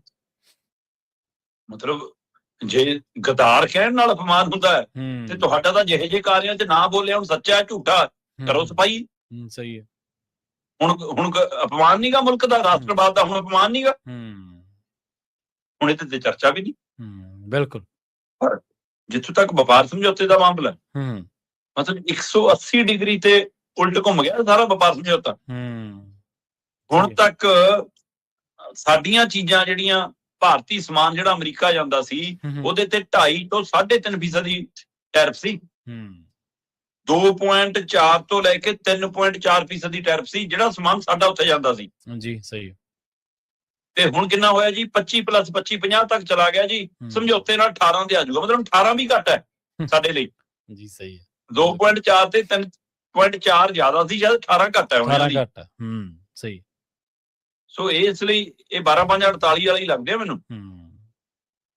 ਚਲੋ ਦੂਸਰੇ ਪਾਸੇ ਅਮਰੀਕਾ ਦਾ ਸਮਾਨ ਜਿਹੜਾ ਸਾਡੇ ਕੋਲ ਆਉਂਦਾ ਸੀ, ਉਹਦੇ ਤੇ 17% ਤੋਂ ਲੈ ਕੇ ਖੇਤੀ ਵਾਲੇ ਸਮਾਨ ਤੱਕ ਜਾਂਦੇ ਜਾਂਦੇ, ਖੇਤੀ ਨਾਲ ਸੰਬੰਧਿਤ ਚੀਜ਼ਾਂ ਤੱਕ ਜਾਂਦੇ ਜਾਂਦੇ 39% ਤੱਕ ਟੈਰਿਫ ਸੀ। ਜੀ ਜੀ। ਜਿਹੜਾ ਅਮਰੀਕਾ ਦਾ ਸਮਾਨ ਭਾਰਤ 'ਚ ਆ ਕੇ ਵੇਚਣਾ, ਭਾਰਤ ਦੇ ਬਾਜ਼ਾਰ 'ਚ, ਤੇ ਹੁਣ 0 ਤੇ ਆਊਗਾ। ਹੁਣ ਇਹ 180 ਡਿਗਰੀ ਘੁੰਮਿਆ। ਇਹ ਹੁਣ ਪ੍ਰਾਪਤੀ ਹੈ, ਫੇਲੀਅਰ ਹੈ, ਫਾਇਦਾ ਹੈ, ਨਫਾ, ਇਹ ਤਾਂ ਜੀ ਜਾਂ ਸਾਡੇ ਰਾਸ਼ਟਰੀ ਮੀਡੀਆ ਸਮਝਾਉਂਦੇ ਨੇ ਜਾਂ ਇਹਨਾਂ ਦੇ ਆਰਥਿਕ ਮਹਾਰੇ ਦੱਸ ਸਕਦੇ ਨੇ। ਬਿਲਕੁਲ, ਉਹਨਾਂ ਨੂੰ ਵਿਆਖਿਆ ਕਰਨੀ ਹੁੰਦੀ। ਪਰ ਸਵਾਲ ਇਹ ਹੈ ਕਿ ਵਪਾਰ ਸਮਝੌਤੇ ਤੋਂ ਬਾਅਦ ਅਮਰੀਕਾ ਦੇ ਅਧਿਕਾਰੀ, ਅਮਰੀਕਾ ਦੇ ਮੰਤਰੀ, ਖੇਤੀਬਾੜੀ ਮੰਤਰੀ, ਅਮਰੀਕਾ ਦੇ ਰਾਸ਼ਟਰਪਤੀ ਤੱਕ ਇਹ ਕਹਿ ਰਹੇ ਨੇ ਕਿ ਸਾਡਾ ਖੇਤੀ ਨਾਲ ਸੰਬੰਧਿਤ ਸਹਾਇਕ ਧੰਦਿਆਂ ਵਾਲਾ ਸਮਾਨ ਭਾਰਤ ਦੇ ਖੁੱਲੇ ਬਾਜ਼ਾਰਾਂ 'ਚ ਮਿਲੂਗਾ।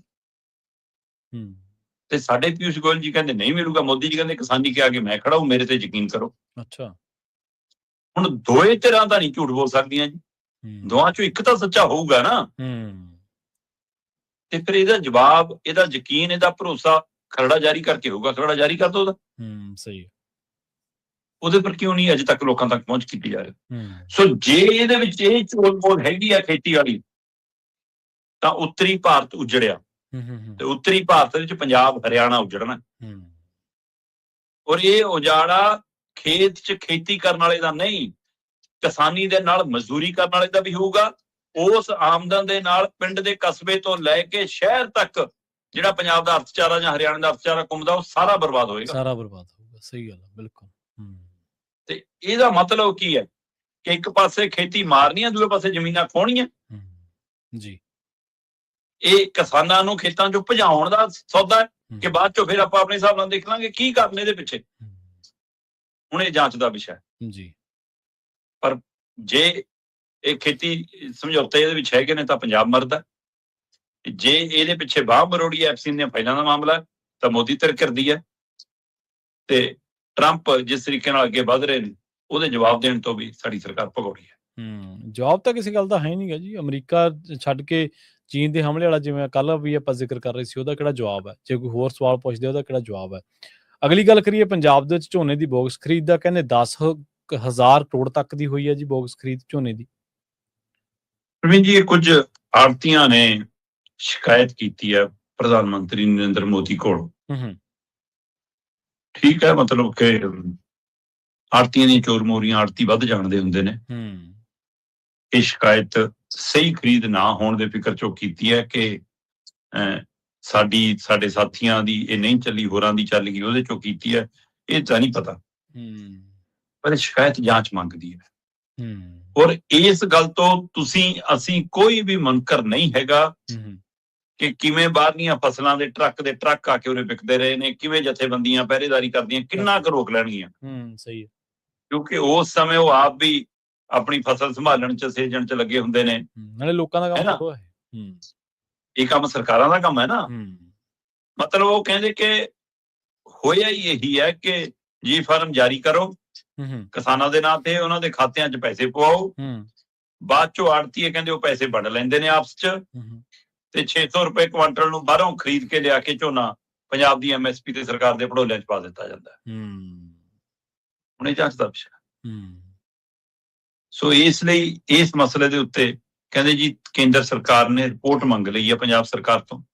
13 ਫਰਵਰੀ ਤੱਕ ਦਾ ਸਮਾਂ ਦਿੱਤਾ, ਲਗਭਗ ਹਫ਼ਤੇ ਦਾ ਸਮਾਂ ਬਣਦਾ, 6 ਦਿਨਾਂ ਦਾ 7 ਦਿਨਾਂ ਦਾ, ਕਿ ਵੀ ਇਹਦੇ ਅੰਦਰ ਇਹ ਸਾਰੀ ਰਿਪੋਰਟ ਸਾਨੂੰ ਤਿਆਰ ਕਰਕੇ ਦਿਓ ਕਿ ਇਹਦੇ ਵਿੱਚ ਕਿੱਥੇ ਕਿੱਥੇ ਕਿੰਨਾ ਮਾਲ ਆਇਆ, ਕਿੰਨੇ ਖੇਤ ਸੀ। ਅਸਲ 'ਚ ਤਾਂ ਪਹਿਲਾਂ ਵੀ ਹੈ ਕਿ ਜਦੋਂ ਇਹ ਸਪਸ਼ਟ ਹੈ ਪੰਜਾਬ 'ਚ ਕਿੰਨਾ ਝੋਨਾ ਲੱਗਿਆ, ਕਿੰਨਾ ਹੜ੍ਹਾਂ 'ਚ ਨੁਕਸਾਨ ਹੋਇਆ, ਕਿੰਨਾ ਏਰੀਆ ਸਾਡਾ ਬਿਲਕੁਲ ਖਤਮ ਹੋਇਆ, ਤੇ ਉਹਦੇ ਬਾਵਜੂਦ ਵੀ ਇਹ ਅੰਕੜੇ ਤਾਂ ਇਕੱਠੇ ਕਰਨੇ ਕੋਈ ਔਖੇ ਨਹੀਂ ਜਨਾਬ। ਜੀ ਜੀ ਸਹੀ ਹੈ। ਮਤਲਬ ਜਿਨ੍ਹਾਂ ਨੂੰ ਡਰੋਨ ਰਾਹੀਂ ਮਾੜੀ ਜੀ ਅੱਗ ਵੀ ਦਿਖ ਜਾਂਦੀ ਆ ਹੈ ਨਾ, 1 ਬਿੱਗੇ 'ਚ ਲੱਗੀ ਵੀ, ਉਹਨਾਂ ਨੂੰ ਨੁਕਸਾਨ ਵੀ ਨਹੀਂ ਦਿਖਦਾ ਤੇ ਉਹਨਾਂ ਨੂੰ ਪੈਦਾਵਾਰ ਦਾ ਅੰਕੜਾ ਵੀ ਨਹੀਂ ਦਿਖਦਾ। ਕਮਾਲ ਹੈ ਇਹ ਕੱਲਾ ਆੜਤੀਆ ਅਜਿਹੀ ਖਰੀਦ ਦੀ ਖੇਡ ਨਹੀਂ ਕਰ ਸਕਦਾ ਜਦੋਂ ਤੱਕ ਉਹਦੇ ਨਾਲ ਅਮਲਾ ਪਾਲਾ ਨਾ ਮਿਲਿਆ ਹੋਵੇ। ਸੋ ਜਾਂਚ ਮੈਨੂੰ ਲੱਗਦਾ ਅਫਸਰਾਂ ਤੋਂ ਸ਼ੁਰੂ ਕਰਨੀ ਚਾਹੀਦੀ ਹੈ, ਪਰ ਅਫਸੋਸ ਸਾਡੇ ਉਲਟਾ ਹੁੰਦਾ। ਹੁਣ ਜਿਹੜੀ ਰਿਪੋਰਟ ਤਿਆਰੀ ਕਰਨੀ ਹੈ ਉਹਨਾਂ ਨੇ ਤਿਆਰ ਕਰਨੀ ਹੈ ਜਿਹੜੇ ਨਾਲ ਖਰੀਦ 'ਚ ਲੱਗੇ ਹੁੰਦੇ ਆ। ਚੱਜ ਤਾਂ ਉਹੀ ਸਿਖਾਉਂਦੇ ਆ ਜੀ ਪਹਿਲਾਂ, ਬੰਦੇ ਨੂੰ ਨਹੀਂ, ਆਮ ਲੋਕ ਬੰਦਿਆਂ ਨੂੰ ਨਹੀਂ ਪਤਾ ਹੁੰਦਾ ਵੀ ਕਿਵੇਂ ਕੀ ਹੋ ਸਕਦਾ। ਉਹ ਚੱਜ ਸਿਖਾਉਂਦੇ ਆ, ਪਹਿਲਾਂ ਟ੍ਰੇਨਿੰਗ ਦਿੰਦੇ ਆ ਕਿ ਐਂ ਕਰ, ਉਸ ਤੋਂ ਬਾਅਦ ਸਾਨੂੰ ਹਿੱਸਾ ਪੱਤੀ ਦੇ। ਹਾਂਜੀ, ਜਿਹੜੇ ਬੀਬੀ ਭੱਠਲ ਨੂੰ ਚੱਜ ਸਿਖਾ ਸਕਦੇ ਆ ਚੋਣਾਂ ਜਿੱਤਣ ਦਾ, ਹਾਂ ਆੜਤੀ ਉਹਨਾਂ ਮੂਹਰੇ ਕਿੱਡੀ ਚੀਜ਼ ਹੈ। ਹਾਂ ਥੱਲੇ ਵਾਲੇ ਲੋਕ ਵਿਚਾਰੇ ਕੀ ਚੀਜ਼ ਆ ਉਹਨੂੰ। ਜਾਂਦੇ ਗੱਲ ਕਰੀਏ ਹਿਮਾਚਲ ਦੇ ਉਸ ਫੈਸਲੇ ਦੀ, ਸ਼ਰਮਾ ਦੀ, ਜਿਹਦੀ ਕਹਿੰਦੇ ਪੰਜਾਬ ਦੇ ਬਾਰੇ ਵੀ ਇਹ ਗੱਲ ਹੈ ਕਿ ਸਵਾਲ ਹੈ ਕਿ ਕੀ ਪੰਜਾਬ ਵੀ ਅਜਿਹਾ ਫੈਸਲਾ ਕਰ ਸਕਦਾ ਜੀ? ਪ੍ਰਵੀਨ ਜੀ, ਆਪਾਂ ਕਈ ਵਾਰ ਗੱਲ ਕੀਤੀ ਆ ਕਿ ਕਈ ਮੁਲਕ ਅਜਿਹੇ ਸਾਹਮਣੇ ਆਏ ਜਿਨ੍ਹਾਂ ਨੇ ਆਪਣੇ ਛੋਟੇ ਜਵਾਕਾਂ ਦੇ, ਨਾਬਾਲਗ ਬੱਚਿਆਂ ਦੇ ਹੱਥਾਂ 'ਚੋਂ ਫੋਨ ਵਾਪਸ ਲੈਣ ਦੀ ਕਵਾਇਦ ਤੋਰੀ, ਜਾਂ ਇੰਟਰਨੈਟ ਉਹਨਾਂ ਨੂੰ ਉਪਲਬਧ ਨਹੀਂ ਹੋਏਗਾ, ਜਾਂ ਮਤਲਬ ਕਿ ਮਾਪਿਆਂ ਦੀ ਸਹਿਮਤੀ ਨਾਲ ਕਿੰਨੇ ਸਮੇਂ ਫੋਨ ਮਿਲਣਾ, ਕਿ ਉਹਨਾਂ ਕਈ ਮੁਲਕਾਂ ਦੇ ਵਿੱਚ ਇਹ ਪਹਿਲਕਦਮੀ ਹੋਈ, ਕਿਉਂਕਿ ਅੱਜ ਦੀ ਤਰੀਕ 'ਚ ਚਿੰਤਾਜਨਕ ਵਿਸ਼ਾ ਹੈਗਾ। ਸੋ ਉਸ ਵਿਸ਼ੇ ਦੇ ਵਿੱਚ ਹਿਮਾਚਲ ਨੇ ਇੱਕ ਪਹਿਲਕਦਮੀ ਕੀਤੀ ਹੈ ਕਿ ਸਰਕਾਰੀ ਔਰ ਪ੍ਰਾਈਵੇਟ ਸਕੂਲਾਂ ਦੇ ਵਿੱਚ ਪੂਰਨ ਤੌਰ ਤੇ ਮੋਬਾਈਲ ਬੈਨ ਹੋਏਗਾ ਬੱਚਿਆਂ ਦੇ ਲਈ। ਜੀ, ਇਹ ਚੰਗੀ ਗੱਲ ਹੈ ਕਹਿਣਾ, ਪਰ ਬੱਚੇ ਦੇਖਦੇ ਕਿਹਨੂੰ ਨੇ, ਪ੍ਰਭਾਵ ਕਿਹਨੂੰ ਚਲਾਉਂਦੇ ਨੇ? ਠੀਕ ਹੈ, ਅੱਜ ਕੱਲ੍ਹ ਮਾਪੇ ਵੀ ਕਈ ਵਾਰ ਫੋਨ ਦਿੰਦੇ ਨੇ ਬੱਚੇ ਦੀ ਸੇਫਟੀ ਲਈ ਕਿ ਵੀ ਛੁੱਟੀ ਹੋਣ ਤੇ ਫੋਨ ਕਰਦੀ, ਬਾਹਰ ਦੱਸਦੀ, ਲੋਕੇਸ਼ਨ ਪਾ ਦੀ, ਤੈਨੂੰ ਲੈਣ ਆ ਜਾਾਂਗੇ, ਹਨਾ, ਪਤਾ ਲੱਗਦਾ ਰਹਿੰਦਾ, ਗੱਲ ਹੋ ਜਾਂਦੀ ਹੈ। ਪਰ ਉਹਦੀ ਆੜ ਦੇ ਵਿੱਚ ਕਈ ਨਿਆਣੇ ਜਿੱਦ ਨਾਲ ਵੀ ਲੈਂਦੇ ਨੇ, ਫਿਰ ਕਿੰਨੇ ਫੋਨ ਦੀ ਜ਼ਰੂਰਤ ਹੈ, ਕਿਹੜਾ ਲੈ ਰਹੇ ਨੇ, ਫਿਰ ਉਹ 'ਚ ਨੈਟ ਕਿੰਨੇ ਵਾਲਾ ਪਵਾਇਆ, ਕੀ ਪੈਕੇਜ ਹੈ, ਬਹੁਤ ਕੁਛ ਹੈ। ਜੀ, ਠੀਕ ਹੈ ਨਾ। ਸੋ ਇਸ ਲਈ ਸਮਾਂ ਬਰਬਾਦੀ ਕਿੰਨੀ ਹੈ ਉਹਦੇ ਤੇ, ਪੜ੍ਹਾਈ ਦੀ ਆੜ ਦੇ ਵਿੱਚ ਬੱਚੇ ਹੋਰ ਕਿੱਥੇ ਭਟਕੇ ਜਾਂਦੇ ਨੇ, ਕਿੰਨੇ ਹੀ ਸਵਾਲ ਹੈਗੇ ਨੇ।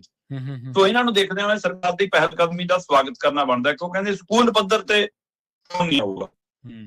ਸਕੂਲ ਦੇ ਚਗਿਰਦੇ ਦੇ ਵਿੱਚ ਬੱਚਿਆਂ ਦੇ ਝੋਲੇ 'ਚ, ਬੱਚਿਆਂ ਦੇ ਖੀਸੇ ਜੇਬ ਦੇ ਵਿੱਚ ਫੋਨ ਨਹੀਂ ਹੋਊਗਾ। ਜੇ ਫੜਿਆ ਗਿਆ ਤਾਂ ਫੋਨ ਵੀ ਜ਼ਬਤ ਤੇ ਜੁਰਮਾਨਾ ਵੀ ਵੱਡਾ ਲੱਗੂਗਾ। ਠੀਕ ਹੈ। ਹੁਣ ਇਹ ਮਾਪਿਆਂ ਨੂੰ ਵੀ ਸੁਣਿਆ, ਉਹ ਕਹਿੰਦੇ ਕਿ ਬੋਕਸ ਹੁਕਮ ਨਹੀਂ ਹੈ ਕਿ 1 ਮਾਰਚ ਤੋਂ ਲਾਗੂ ਹੋ ਜਾਣੇ ਆ, ਔਰ ਇਸ ਨੂੰ ਗੰਭੀਰਤਾ ਨਾਲ ਲਿਆ ਜਾਵੇ। ਹੁਣ ਲਾਗੂ ਕਿਹਨੇ ਕਰਨੇ ਆ ਜੀ? ਸਕੂਲ ਪੱਧਰ ਤੇ ਅਧਿਆਪਕਾਂ ਨੇ, ਘਰ ਪੱਧਰ ਤੇ ਮਾਪਿਆਂ ਨੇ। ਜੀ, ਤੇ ਜੇ ਮਾਪੇ ਆਪ ਹੀ ਫੋਨ ਲੈ ਕੇ ਬੈਠੇ ਰਹਿਣਗੇ, ਆਪ ਹੀ ਟੈਲੀਵਿਜ਼ਨ ਤੇ ਬੈਠੇ ਰਹਿਣਗੇ, ਆਪ ਹੀ ਜਵਾਕ ਨੂੰ ਕਹਿਣਗੇ ਕਿ ਸਾਡੇ ਕੰਨ ਨਾ ਖਾ, ਫੋਨ ਉੱਧਰ ਬਹਿ ਜਾ ਕੇ, ਫਿਰ ਕਿਵੇਂ ਰੁਕੂਗਾ? ਤੇ ਸਕੂਲ ਦੇ ਵਿੱਚ ਕਿਸੇ ਸਮੇਂ ਮਾਸਟਰਾਂ ਦੇ ਕੰਮ ਕਾਗਜ਼ ਪੱਤਰ ਰਾਹੀਂ ਹੁੰਦੇ ਸੀ, ਡਾਕ ਆਉਂਦੀ ਸੀ, ਡਾਕ ਜਾਂਦੀ ਸੀ, ਕੋਈ ਹੈ ਨਾ ਸੁਨੇਹਾ ਦੇਣਾ, ਕੁਛ ਕਰਨਾ, ਫਿਰ ਲੈਂਡਲਾਈਨ ਫੋਨ ਲੱਗ ਗਏ, ਉਹਦੇ ਤੇ ਸੂਚਨਾਵਾਂ ਆਉਣ ਲੱਗ ਪਈਆਂ। ਹੁਣ ਮੋਬਾਇਲ ਦੇ ਉੱਤੇ ਮਾਸਟਰ ਸਕੂਲ 'ਚ ਆ ਕੇ ਹਾਜ਼ਰੀ ਮੋਬਾਇਲ ਤੇ ਭੇਜੋ ਜੀ, ਹੈ ਨਾ। ਹੁਣ ਜੀ ਤੁਸੀਂ ਕਲਾਸਾਂ ਲਾ ਲਈਆਂ ਜੀ, ਕਿੰਨੇ ਪੀਰੀਅਡ ਲਾ ਲਏ, ਹਾਜ਼ਰੀ ਉਹਦੇ ਪਰ ਭੇਜੋ ਜੀ। ਤੁਸੀਂ ਅੱਜ ਕੀ ਪੜ੍ਹਾਇਆ ਜੀ, ਕੀ ਪੜਾਉਣਾ, ਪਹਿਲਾਂ ਉਹਦੀ ਜਾਣਕਾਰੀ WhatsApp ਗਰੁੱਪ ਤੇ ਪਾਓ ਜੀ, ਹੈ ਨਾ। ਮਿਡ ਡੇ ਮੀਲ 'ਚ ਕੀ ਬਣਾਇਆ ਜੀ, ਥਾਲੀਆਂ ਦੀ, ਪਤੀਲਿਆਂ ਦੀ ਫੋਟੋ ਭੇਜੋ ਜੀ, ਨਿਆਣੇ ਨੇ ਖਾ ਲਈ ਜੀ, ਫੋਟੋ ਭੇਜੋ। ਜਦੋਂ ਮਾਸਟਰ ਫੋਨ ਤੇ ਹੀ ਅਪਡੇਟ ਰਹੂਗਾ, ਪੜਾਊਗਾ ਕਦੋਂ ਜੀ? ਸਹੀ। ਤੇ ਜਦੋਂ ਤੁਸੀਂ ਫੋਨ ਤੇ ਅਪਡੇਟ ਉਹਨੂੰ ਰੱਖੋਗੇ ਤਾਂ ਉਹਦੀ ਆੜ ਦੇ ਵਿੱਚੋਂ ਫਿਰ ਰੀਲਾਂ ਵੀ ਦੇਖੂਗਾ। ਨਿਆਣਿਆਂ ਨੂੰ ਕਹਿ ਕੇ ਖੋਲੋ ਕਿਤਾਬਾਂ ਵੀ ਪੜ੍ਹੋ 8ਵਾਂ ਪਾਠ, ਤੇ ਆਪ ਮੇਜ਼ ਦੇ ਥੱਲਿਆਂ ਜੇ WhatsApp ਚਲਾ ਰਿਹਾ ਹੋਵੇ, ਜਾਂ ਬਾਰ-ਬਾਰ ਮਾਸਟਰ ਨੂੰ ਬਾਥਰੂਮ ਆ ਰਿਹਾ ਹੋਵੇ, ਭੈਣ ਜੀ ਨੂੰ, ਤੇ ਵਾਰ-ਵਾਰ ਬਾਥਰੂਮ ਆ ਜਾਣਾ, ਨਿਆਣੇ ਸਭ ਸਮਝ ਰਹੇ ਹੁੰਦੇ ਆ। ਮੈਂ ਨਹੀਂ ਕਹਿੰਦਾ ਸਾਰੇ ਵਿਚਾਰੇ ਇਹੋ ਜਿਹੇ ਆ, ਪਰ ਜਿਹੜਾ ਇੱਕਾ ਦੁੱਕਾ ਇਹੋ ਜਿਹਾ, ਉਹ ਤੋਂ ਨਿਆਣੇ ਜ਼ਿਆਦਾ ਪ੍ਰਭਾਵਿਤ ਹੋ ਜਾਂਦੇ ਕਿ ਯਾਰ ਜੇ ਮਾਸਟਰ ਕਰ ਸਕਦਾ ਆਪਾਂ ਕਿਉਂ ਨਹੀਂ ਕਰ ਸਕਦੇ। ਸੋ ਜਿਨ੍ਹਾਂ ਨੇ ਆਦਰਸ਼ ਬਣਨਾ ਉਹਨਾਂ ਨੂੰ ਆਪ ਗੁੜ ਛੱਡਣਾ ਪਊਗਾ, ਫੇਰ ਜਵਾਕਾਂ ਨੂੰ ਕਹਿ ਸਕਦੇ ਹਾਂ। ਸੋ ਇਸ ਲਈ ਇਹ ਓਵਰਆਲ ਸਮਾਜ ਦਾ ਮਸਲਾ। ਜੇ ਸਕੂਲ ਪੱਧਰ ਤੇ, ਕਾਲਜ, ਯੂਨੀਵਰਸਿਟੀਆਂ ਪੱਧਰ ਤੇ ਇਹਨੂੰ ਅਮਲੀ ਜਾਮਾ ਪਹਿਨਾਉਣਾ, ਤਾਂ ਸਾਨੂੰ ਵੀ ਫੋਨ ਦੀ ਵਰਤੋਂ ਆਪ ਵੀ ਸਿਸਟਮ ਨੂੰ ਘਟਾਉਣੀ ਪੈਣੀ ਆ। ਉਹਦੇ ਵਿੱਚ ਅਧਿਆਪਕ, ਪ੍ਰੋਫੈਸਰ, ਤੁਸੀਂ, ਅਸੀਂ, ਮਾਪੇ ਸਭ ਆਉਣੇ ਆ। ਸੋ ਇਸ ਲਈ ਹਿਮਾਚਲ ਦਾ ਇਹ ਫੈਸਲੇ ਦਾ ਪਹਿਲਾ ਪੜਾਅ ਸਵਾਗਤਯੋਗ ਹੈ, ਪਰ ਇਸ ਨੂੰ ਅਮਲੀ ਰੂਪ ਪਹਿਨਾਉਣ ਦੇ ਲਈ ਅੱਗੇ ਜਾਣਾ ਪੈਣਾ। ਤੇ ਕੀ ਅਜਿਹੇ ਹੋਰ ਸੂਬੇ ਵੀ ਅਪਣਾਉਣਗੇ, ਉਹਨਾਂ 'ਚ ਪੰਜਾਬ ਵਰਗਾ ਸੂਬਾ ਵੀ ਇਹਦੇ ਬਾਰੇ ਸੋਚੂਗਾ ਜਾਂ ਨਹੀਂ, ਇਹ ਵੀ ਚਰਚਾ ਕਾਫੀ ਹੈ। ਜੀ ਬਿਲਕੁਲ, ਪੰਜਾਬ ਦੇ ਤਾਂ ਜਿਹੜੇ ਮੁੱਖ ਮੰਤਰੀ ਸਾਹਿਬ ਨੇ ਉਹਨਾਂ ਨੇ ਤਾਂ ਇਹਨਾਂ ਚੀਜ਼ਾਂ ਵੱਲ ਕਦੋਂ ਆਉਣਾ, ਉਹਨਾਂ ਦੇ ਤਾਂ ਜਿਹੜੇ ਜ਼ਰੂਰੀ ਕੰਮ ਨੇ ਉਹ ਨਹੀਂ ਉਹਨਾਂ ਤੋਂ ਸੂਤ ਆ ਰਹੇ, ਤੇ ਇਹ ਤਾਂ ਚਲੋ ਫਿਰ ਇੱਕ ਸਮਾਜਿਕ ਸੁਧਾਰ ਦੀ ਗੱਲ ਹੁੰਦੀ ਹੈ ਸਰਕਾਰਾਂ ਦੇ ਲਈ। ਨਹੀਂ ਪ੍ਰਵੀਨ ਜੀ, ਇੱਕ ਕੰਮ ਕੱਲ ਨਜ਼ਰ ਆਇਆ। ਹੂੰ ਕੱਲ ਗੁਰੂ ਰਵਿਦਾਸ ਜੀ ਦੇ ਪ੍ਰਕਾਸ਼ ਦਿਹਾੜੇ ਦੇ ਉੱਤੇ ਹੂੰ ਸਰਕਾਰੀ ਸਮਾਗਮ ਸੀ, ਸਰਕਾਰ ਪੱਧਰ ਦਾ, ਸਾਰੀ ਕੈਬਨਿਟ, ਸਾਰੇ ਦਿੱਲੀ ਵਾਲੇ ਕੱਲ ਨਜ਼ਰ ਆਏ ਉੱਥੇ ਹੂੰ ਗੜਸ਼ੰਕਰ ਦੇ ਖੇਤਰ 'ਚ। ਹੂੰ ਉੱਥੇ ਮੁੱਖ ਮੰਤਰੀ ਸਾਹਿਬ ਪੇਜ ਤੋਂ ਪੜ੍ਹ ਕੇ ਬੋਲ ਰਹੇ ਸੀ ਕੱਲ ਭਾਸ਼ਣ। ਹੂੰ ਕੀ ਮੁੱਖ ਮੰਤਰੀ ਸਾਹਿਬ ਨੂੰ ਇਹ ਲੱਗਿਆ ਕਿ ਮੈਂ ਟਪਲਾ ਖਾ ਜਾਣਾ, ਹੁਣ ਹੂੰ ਹੂੰ ਹੂੰ ਹੂੰ ਮੈਨੂੰ ਪੜ੍ਹ ਕੇ ਬੋਲਣਾ ਚਾਹੀਦਾ? ਹੂੰ ਕੀ ਕਿਸੇ ਨੇ ਪਾਠ ਪੜਾਇਆ ਕਿ ਮੁੱਖ ਮੰਤਰੀ ਸਾਹਿਬ ਮੁੱਖ ਮੰਤਰੀ ਵਾਂਗ ਵਿਚਰੋ, ਹੂੰ ਚੁਟਕਲੇ ਬੰਦ ਕਰ ਦੋ? ਕੀ ਇਹ ਪਾਠ ਚੇਤੇ ਕਰ ਲਿਆ ਗਿਆ? ਸਹੀ। ਜਾਂ ਜਿਹੜੇ ਕਹਿੰਦੇ ਸੀ ਕਿ ਹਰਾ ਪੈਨ ਸਾਡੇ ਕੋਲ, ਤੂੰ ਘੁੰਮਣ ਫਿਰਨ ਨੂੰ, ਤੂੰ ਭਾਸ਼ਣ ਦੇਣ ਨੂੰ, ਕੀ ਉਹਨਾਂ ਨੇ ਹੁਣ ਇਹ ਵੀ ਤੈਅ ਕਰ ਲਿਆ ਕਿ ਬੋਲੇਗਾ ਵੀ ਸਾਡੀ ਬੋਲੀ, ਸਕ੍ਰਿਪਟ ਵੀ ਸਾਡੀ, ਭਾਸ਼ਣਾਂ ਲਈ ਵੀ, ਜੀ ਜੀ ਜੀ ਕਿ ਉੱਥੋਂ ਸਕ੍ਰਿਪਟ ਆਉਣ ਲੱਗ ਪਈ? ਇਹ ਬਦਲਾਅ ਕੀ ਹੈ ਹੁਣ ਨਵਾਂ? ਇਹਦੀ ਚਰਚਾ ਕੱਲ ਕਾਫੀ ਰਹੀ। ਜੀ ਬਿਲਕੁਲ। ਤੇ ਸ਼ਰਮਾ ਜੀ, ਇਹਨਾਂ ਖਾਸ ਖਬਰਾਂ ਤੇ ਖਾਸ ਜਾਣਕਾਰੀਆਂ ਦੇ ਲਈ ਤੁਹਾਡਾ ਬਹੁਤ ਬਹੁਤ ਧੰਨਵਾਦ ਜੀ। ਸਤਿ ਸ਼੍ਰੀ ਅਕਾਲ। ਪ੍ਰੋਗਰਾਮ ਖਬਰ ਤੇ ਨਜ਼ਰ ਨੂੰ ਆਪਾਂ ਇੱਥੇ ਹੀ ਸਮਾਪਤ ਕਰਾਂਗੇ। ਸਮਾਂ ਇਜਾਜ਼ਤ ਨਹੀਂ ਦਿੰਦਾ। ਤੁਹਾਡਾ ਸਾਰਿਆਂ ਦਾ ਬਹੁਤ ਧੰਨਵਾਦ। ਇਸੇ ਤਰ੍ਹਾਂ ਜੁੜੇ ਰਹੋ ਪੰਜਾਬੀ ਰੇਡੀਓ USA ਦੇ ਨਾਲ।